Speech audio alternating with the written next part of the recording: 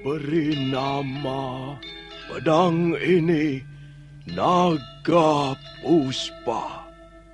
Selamatkan dia. Jangan sampai jatuh ke tangan pendekar berwatak jahat.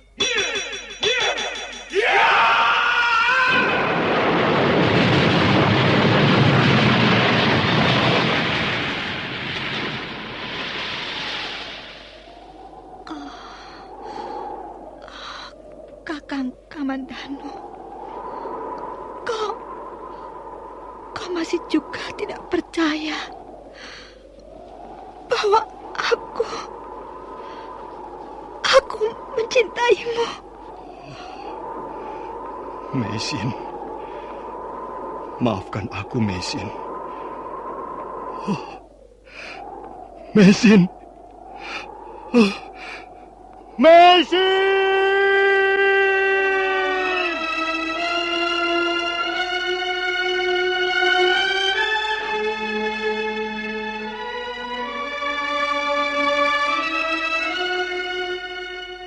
Tutur Tinular.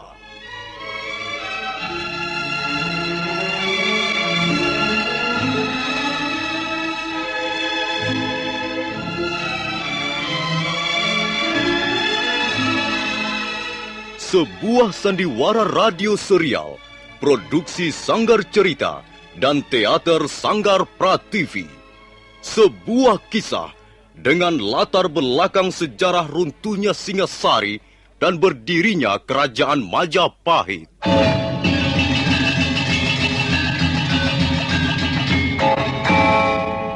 Sandiwara ini didukung oleh pemain-pemain radio yang sudah ternama. Ferry Fadli, Ivone Rose, dan Eli Ermawati.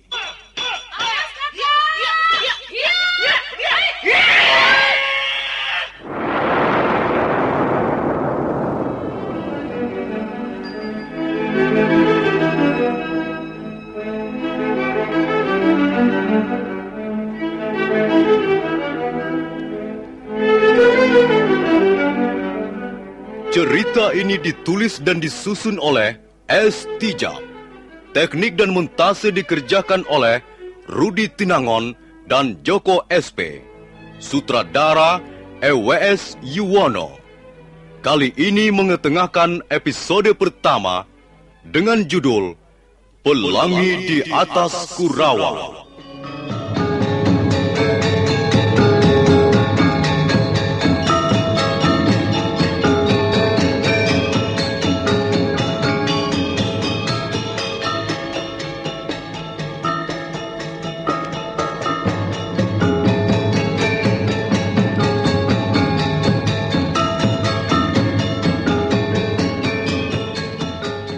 Dalam seri yang ke-13 ini didukung oleh para pemain Ferry Fadli sebagai Arya Kamandanu, M. Abud sebagai Arya Dwi Pangga, Lili Nur Indasari sebagai Nari Rate, Hari Aki sebagai Empu Hanggareksa, Ape Burhan sebagai Rekyan Wuru, Katarina sebagai Nyiwari, dan Nusri pembawa cerita.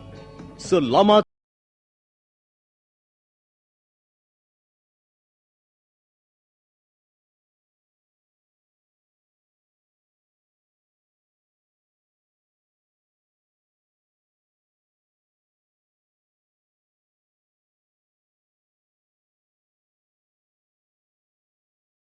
Nari Rati berusaha minta maaf pada Arya Kamandanu atas peristiwa di Candi Walandit. Karena Arya Kamandanu nampak belum bisa melupakan rasa dendamnya, Nari Rati menjadi sedih dan putus asa. Dan secepat kilat, gadis itu mencabut sebilah pisaunya. Arya Kamandanu terkejut. Rati, jangan!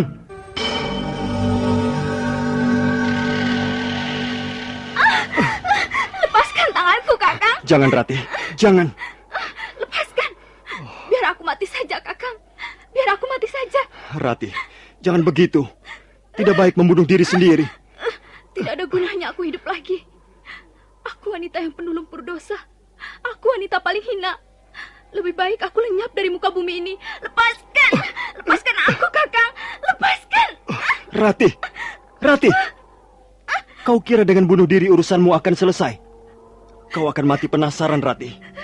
Dan kau akan meninggalkan racun yang akan membuat kami semua menderita.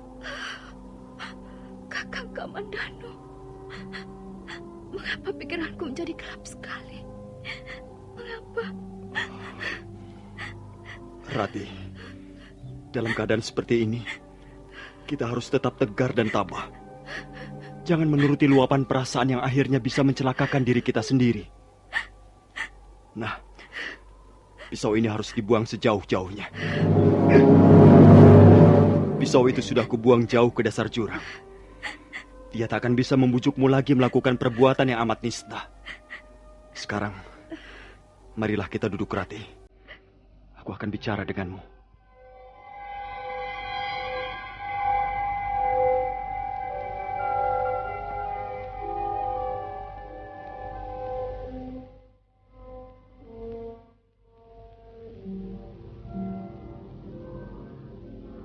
Rati, sebenarnya tak perlu kau minta maaf padaku. Karena tanpa kau minta pun aku akan memberimu maaf. Karena aku mencintaimu, Rati. Mengapa akhirnya kita menjadi begini, Kakang? Iya, karena memang beginilah yang harus kita alami. Kita bertemu di tepi padang ilalang ini. Kita bercanda di bawah sinar pelangi.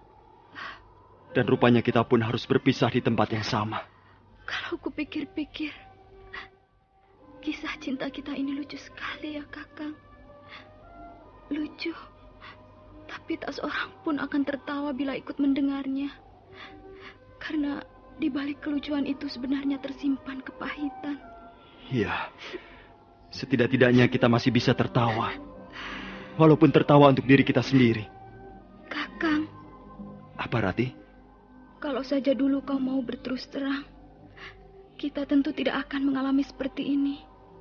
Percayalah, ini semua bukan kehendak kita, Rati. Iya, apa yang sudah terlepas dari tangan, tak mungkin dipungut lagi, karena sudah terjatuh ke bagian kehidupan yang lain.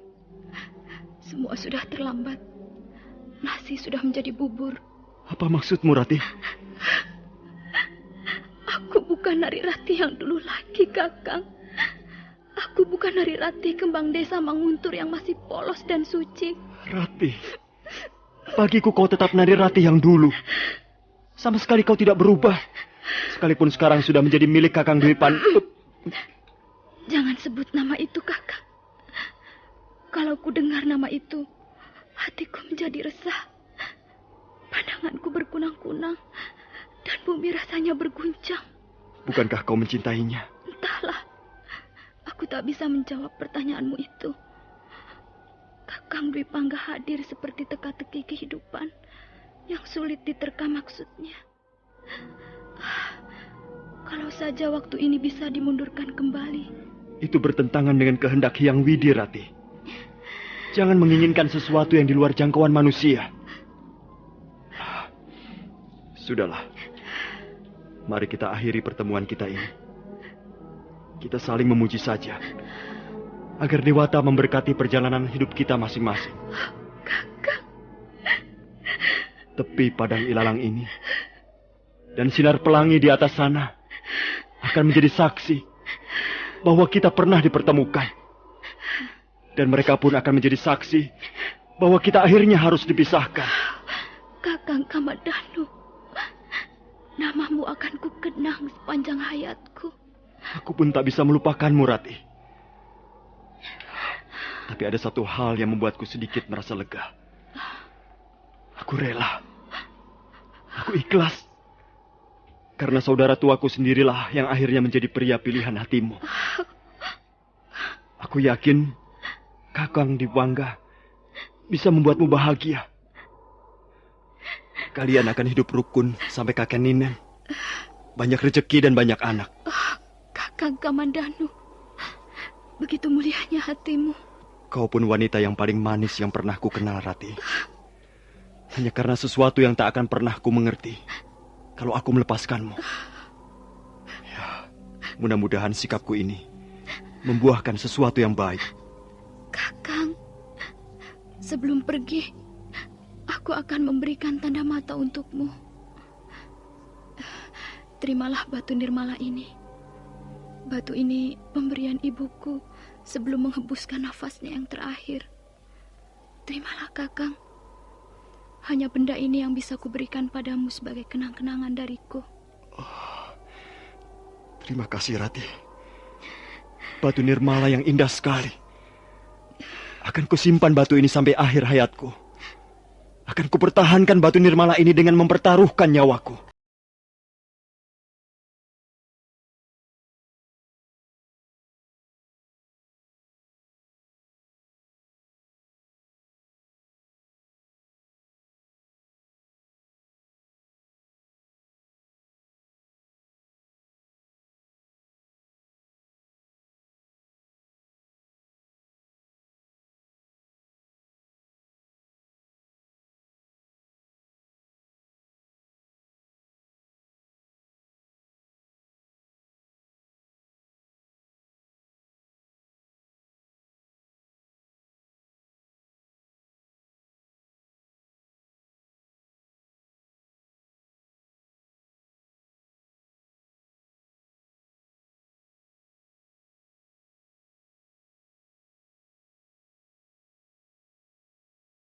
Ikhlas memang, tapi hatinya sakit sekali.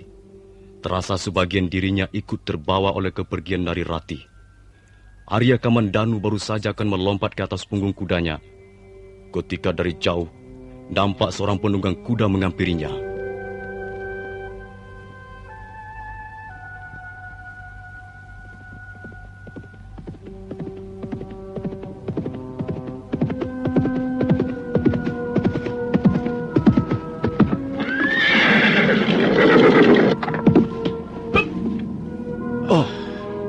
Kakang Dwi Pangga? Adi Kamandanu, ayah mencarimu. Beliau memanggil kita berdua. Sepertinya ada sesuatu yang penting yang hendak beliau sampaikan pada kita. Kakang tahu aku ada di sini? Kalau tidak ada di mana-mana, kau biasanya duduk merenung di tepi padang ilalang ini. Baru saja aku menyelesaikan persoalanku dengan Nari Rati.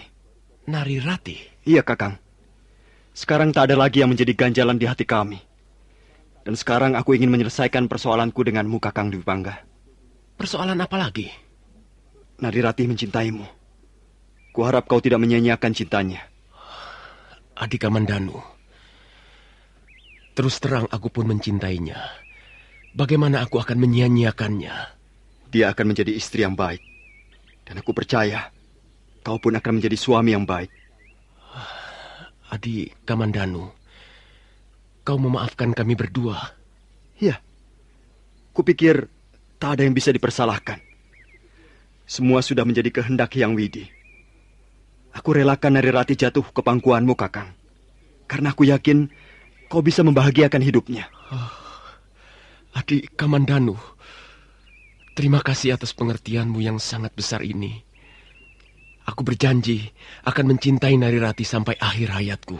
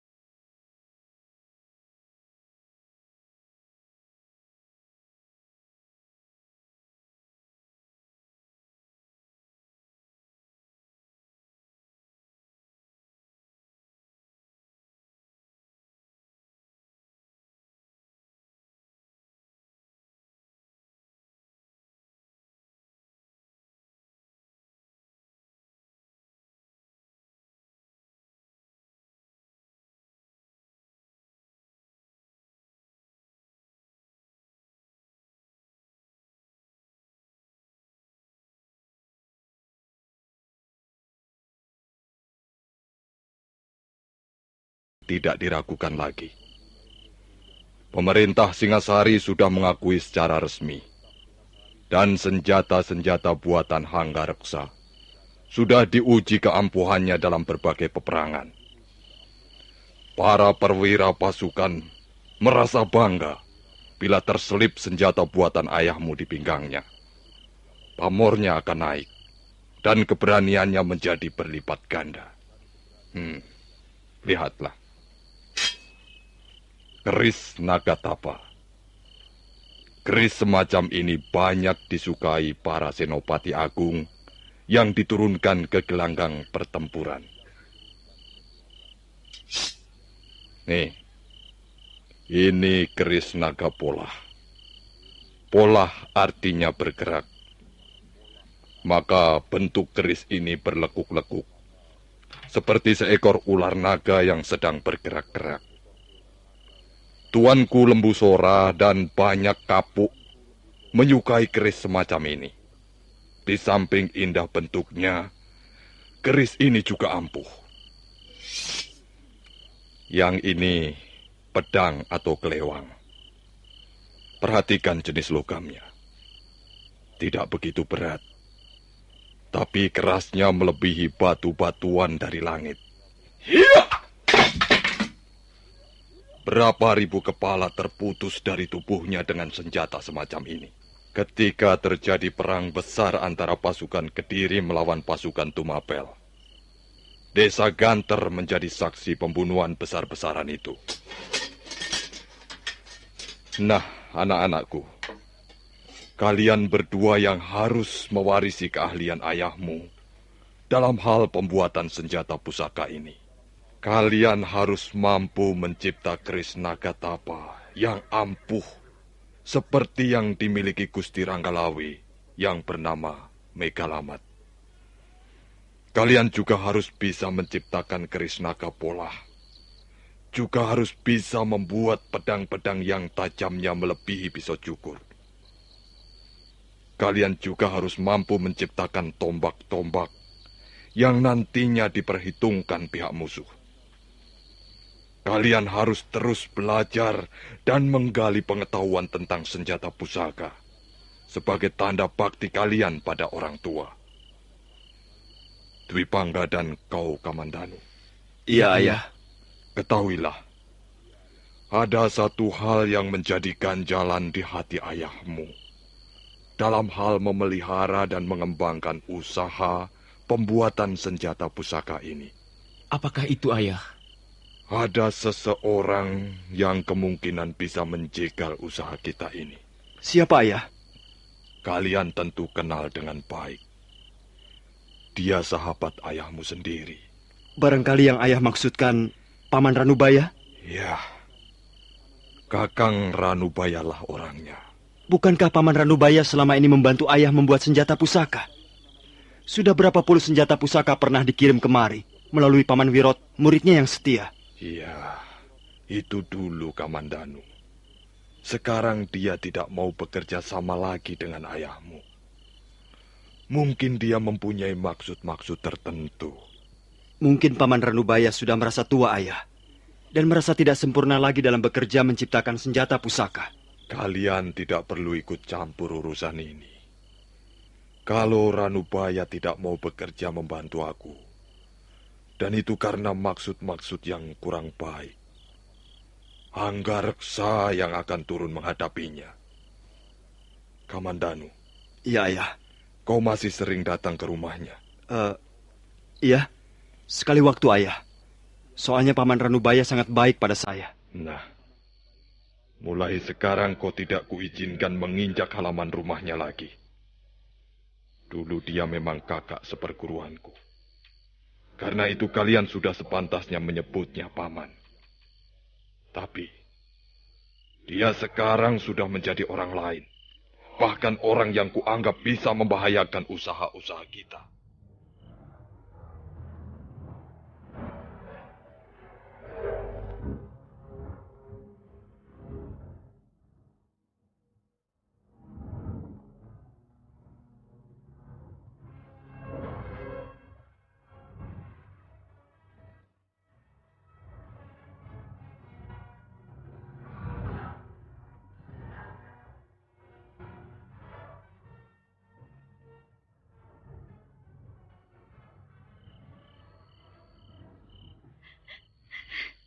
Ratih, kalau kau terus menangis begitu, aku tidak bisa berbuat apa-apa.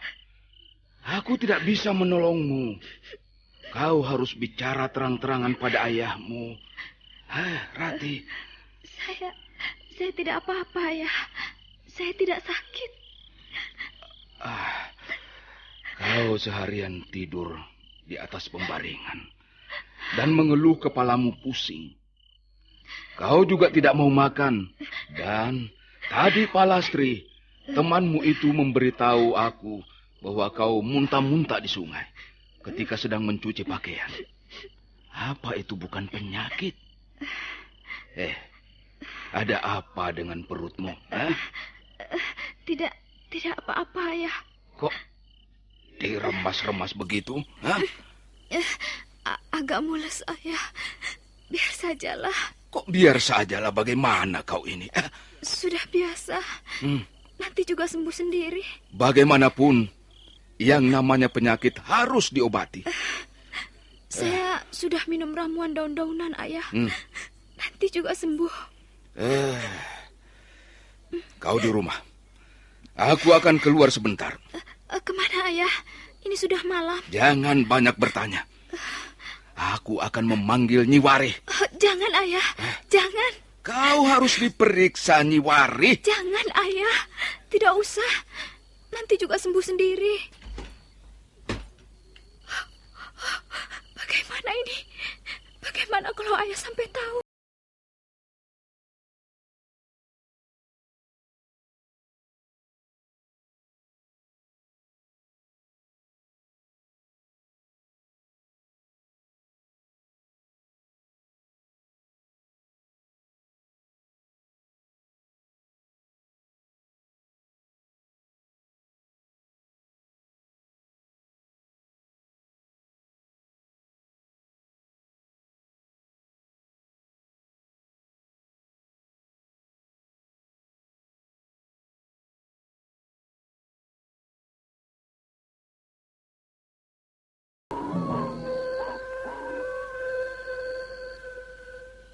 Bagaimana, Nyi?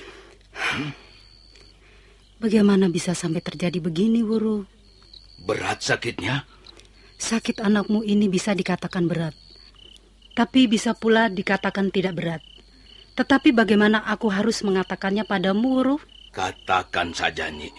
Aku sanggup membayar pengobatannya. Dia anakku satu-satunya.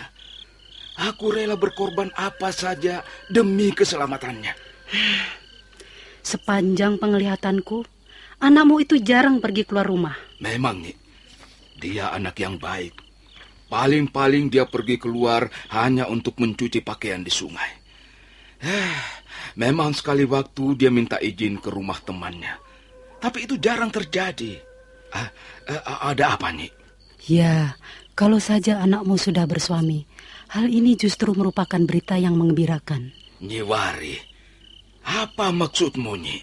Wuru, kau jangan terkejut. Aku terpaksa mengatakan apa adanya. Anakmu Nari Ratih sekarang ini sudah siap memberikan seorang cucu. Apa? Cucu? Aku akan mempunyai cucu? Ya, anakmu sedang mengandung 3 bulan lamanya. Mengandung? Bagaimana Nari Ratih bisa mengandung? Dia belum bersuami, Nyi. Ratih! Kemari kau anak setan! Kubunuh kau!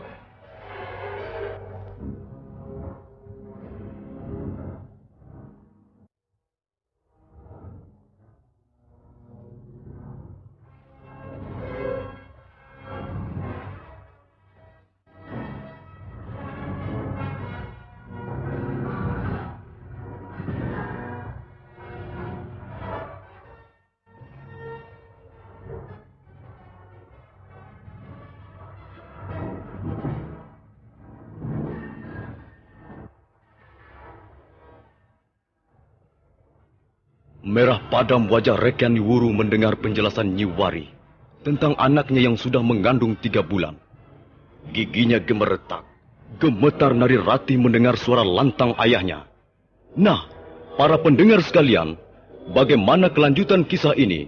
Silakan mengikuti seri berikutnya di radio kesayangan Anda ini. Sampai jumpa.